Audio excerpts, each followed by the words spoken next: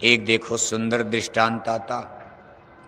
पाटलिपुत्र पटना के राजप्रसाद, पाटलिपुत्र जिसको पटना कहा जाता, मुसलमानों के राज में बिहार, जिसको प्राचीन भारत में मगध देश कहा जाता था, मगध देश, इसकी राजधानी नालंदा के पास राजगृह में थी। बाद में ये राजधानी गंगा के किनारे पाटलिपुत्र, और आज वर्तमान समय में उसी को पटना कहा जाता। पाटलिपुत्र के राजप्रसाद यानी महल में कबूतरों का बहुत सुंदर सुंदर जोड़ा रहता था। खेलना कूदना हंसना फुदकना। जाड़े का समय था। एक दिन सुबह सुबह महल के बुर्ज पर छज्जे पर एक कबूतर बड़ी प्रसन्नता में फुदक रहा था, आनंद मना रहा था। मौत के देवता धर्मराज यमराज अपने मंत्री चित्रगुप्त के साथ उधर से गुजर रहे थे आसमानी मार्ग से। उन्होंने कबूतर को बड़ी प्रसन्नता में देखा तो अपने मंत्री चित्रगुप्त से कहते हैं कि देख रहे हो ये कबूतर कितना प्रसन्न हो रहा, लेकिन इसको ये पता नहीं है कल 12 बजे दिन में इसकी मौत आ रही है, मारा जाएगा। इसका समय पूरा हुआ, कल 12 बजे ये मर जाएगा। अभी बात तो उन्होंने धीरे से कही, लेकिन कबूतर ने सुन लिया। अब अपने मौत की सूचना वो भी धर्मराज यमराज बोल रहे हो, गलत तो कोई ज्योतिषी तो कह नहीं रहा। धर्मराज यमराज खुद मौत के देवता। कबूतर की सारी खुशी खत्म हो गई।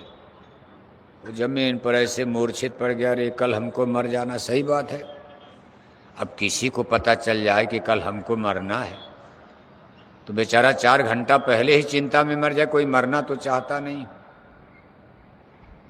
धर्मराज यमराज तो कहा के चले गए, कबूतर बिल्कुल उसकी सारी खुशी प्रसन्नता खत्म हो गई। फर्श पर पड़ा हुआ। थोड़ी देर में पक्षीराज गरुण देवता उधर से गुजर रहे थे। उन्होंने जब कबूतर की स्थिति देखा, जाते समय खुश, और जब लौट रहे हैं तो कबूतर जमीन पर फर्श पर ऐसे गिरा पड़ा। गरुण देवता निकट जाते और कहते भाई क्या हो गया? अभी हम इधर से जा रहे तो आप बड़े खुश थे और इस समय आप मूर्छित, तो आपकी खुशी क्या हो गई? क्या कोई बीमारी लग गई या किसी ने मार दिया, डंडा मार दिया? कबूतर ने कहा नहीं महाराज, वो बात नहीं। कहा लेकिन फिर आपके इस चिंता का कारण क्या? कहा चिंता बहुत बड़ी है। अभी थोड़ी देर पहले धर्मराज यमराज इधर से जा रहे थे। उन्होंने अपने मंत्री चित्रगुप्त से कहा कि कल 12 बजे मेरी मौत होनी है।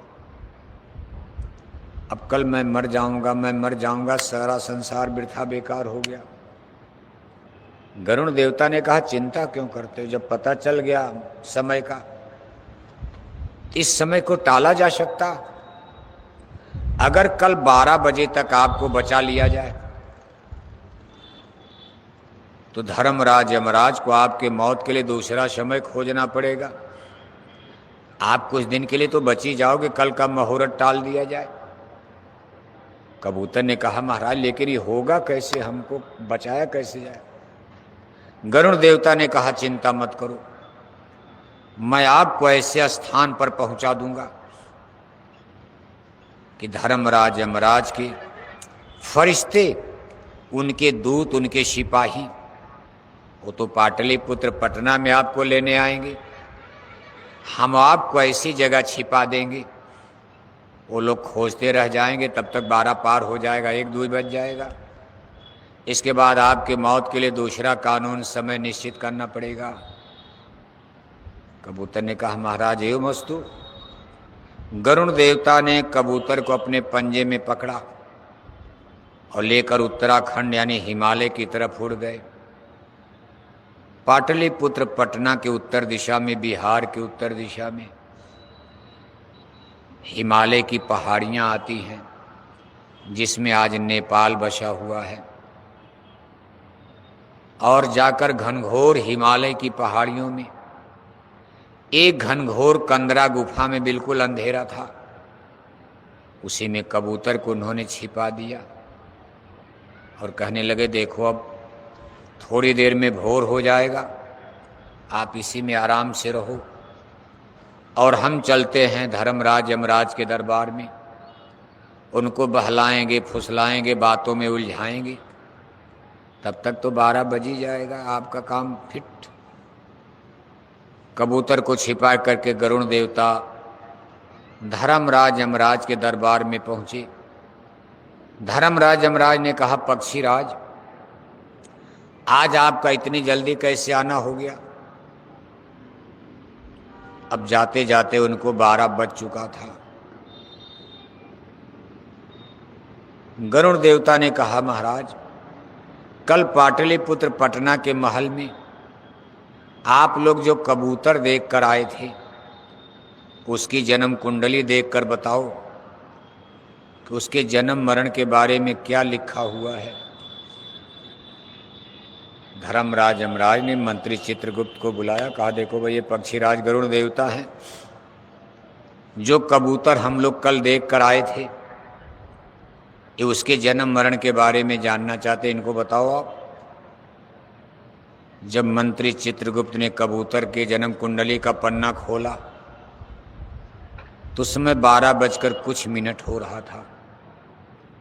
मंत्री चित्रगुप्त ने कहा महाराज, कबूतर तो मारा जा चुका है, उसकी मौत हो चुकी है। गरुण देवता ने कहा कैसे मर गया? वो तो पटना में देखो है कि नहीं है? तो चित्रगुप्त ने कहा इसमें पटना नहीं लिखा है, कबूतर की जन्म कुंडली में लिखा है कि आज 12 बजकर कुछ मिनट कर इस कबूतर को हिमालय की एक कंदरा गुफा में एक अजगर निगल जाएगा, एक भयंकर अजगर के द्वारा कबूतर मारा जाएगा। गरुण देवता सन्न हो गए। कहा महाराज, कबूतर की मौत का कारण तो मैं ही बन गया। अगर मैं ये जानता कबूतर हिमालय में मारा जाएगा तो मैं इसको पटना से लेकर क्यों जाता? मैं तो सोचा पटना में ही उसकी मौत है। धर्मराज यमराज हंसने लगे, कहा गरुण देवता, इतने बड़े ज्ञानी पुरुष होकर आप अनजान बच्चों की तरह बात कर रहे हो। अरे मेरी मौत की शहजादी, मेरे मौत के फरिश्ते और सिपाही किसी कोई कोने में 7 समुंदर पार हो, जल में थल में नभ में कोई कहीं हो, सबका कोड नंबर होता। जैसे आप नंबर डायल करते हो, आदमी 9 ताले के भीतर लेकिन घंटी मोबाइल की बज जाएगी, ऐसे हर आत्माओं का कोड नंबर है। ये नाम पर आप किसी से मिलने जाओगे तो उसका एड्रेस पूछोगे, भाई उस नाम का आदमी, मान उस नाम के कई आदमी हैं, तो आप उनके फादर का नाम बताओगे, मान लो फादर भी कई लोग हैं गांव में, तो आप कोई और परिचय दोगे, जाति बिरादरी बताओगे, इस तरह से उस आदमी तक पहुंचा जाता। लेकिन स्पिरिट और आत्माओं के कोड नंबर अलग अलग हैं, जैसे सबके मोबाइल नंबर अलग अलग होते हैं। ईश्वर और भगवान के दरगाह में, ऑफिस दफ्तर में, कुल कारखाने में जहां से जन्म और मरण का खेल चलता, वहां आपका रमेश सुरेश नाम नहीं लिखा, वहां हर आत्माओं का कोड नंबर है। किस नंबर की आत्मा कहाँ है? गाय में, बैल में, कुत्ता में, बिल्ला में, क्योंकि जितनी आत्माएं सतपुरुष भगवान ने दिया है, हर आत्मा का वो हिसाब लेते हैं। अमर देश सतलोक में भी जानकारी भेजना पड़ता कि भाई हमने इतनी आत्माओं को यहाँ, इतने को यहाँ। एक भी सूरत और आत्मा को काल भगवान नष्ट नहीं कर सकते, आत्मा और सूरत को नष्ट नहीं किया जा सकता। ठीक है, आपने मांग लिया है, इनको 4 खान चौरासे में नरकों में डालकर कुटाई पिटाई करो, लेकिन इसमें से एक को न घटा सकते न बढ़ा सकते। ये नहीं कि एक आत्मा को टुकड़े करके दो आत्मा बना दिया जाए या दो आत्मा को जोड़ करके एक कर दिया जाए, न कुछ नहीं, कोई चांस ही नहीं आत्माओं के घटाने बढ़ाने में।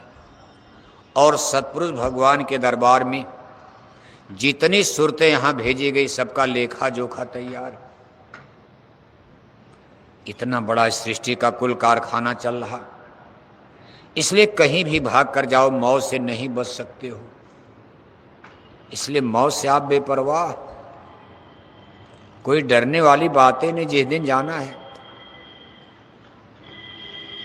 घर में मरना है, घर वाले अस्पताल से निकाल कर घर ले जाएंगे क्योंकि आपको घर में मरना, अस्पताल में मरना है तो घर वाले घर से कार में लाद कर अस्पताल में पहुंचा देंगे। शादी होती है,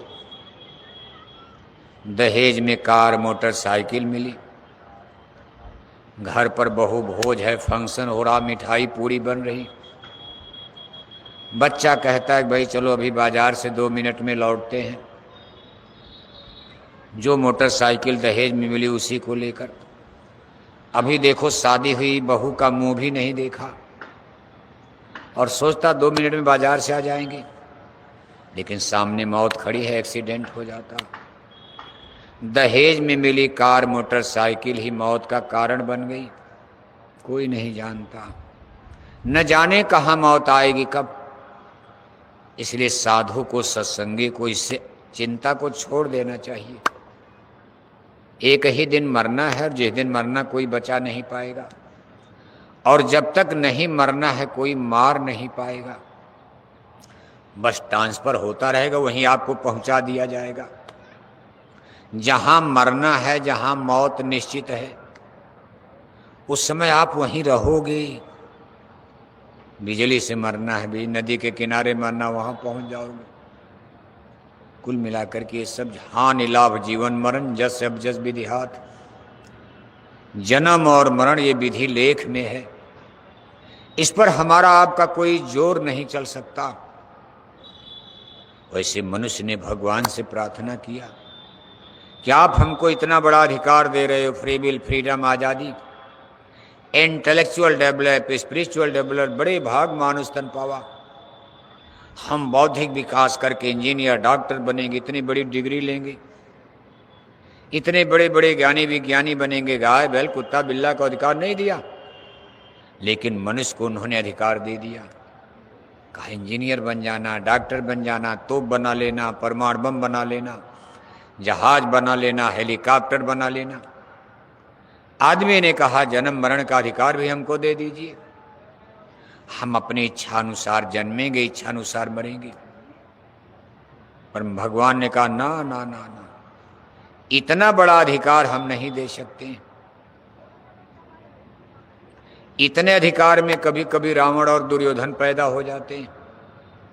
अगर हम मनुष्य को जन्म मरण का अधिकार दे देंगे तो ये संसार में सारे रीति नियम को तोड़ देंगे, हमारे खिलाफ सारे कानून कायदे ईश्वरीय विधान को ये तहस नहस कर देंगे। परमात्मा तो अंतर जान रहे थे आदमी को बहुत ज्यादा अधिकार न दिया जाए, इसलिए उन्होंने कहा जन्म मरण ये हमारे हाथ में रहेगा।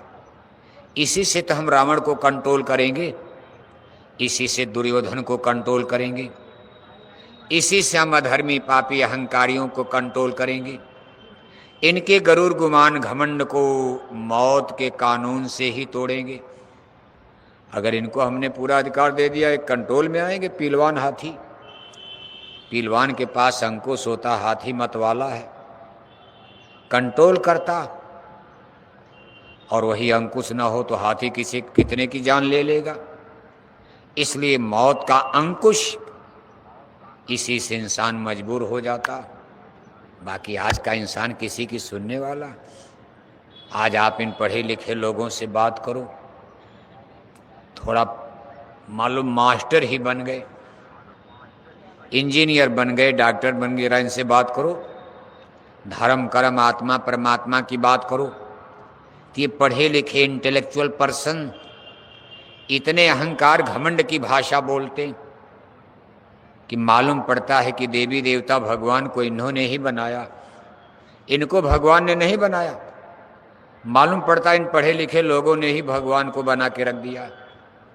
इनसे पूछा जाए सूरज चांद किसने बनाया, तो ये कहेंगे कि हमारे दादा ने बना दिया होगा। अब आप सोचो, इतना घमंड गरूर गुमान। तो ऐसे गरूर गुमान घमंड का इलाज क्या है? उसका एक ही इलाज है, मौत मौत मौत। इन पर मौत का कोड़ा बरसेगा, मौत का कहर गिरेगा,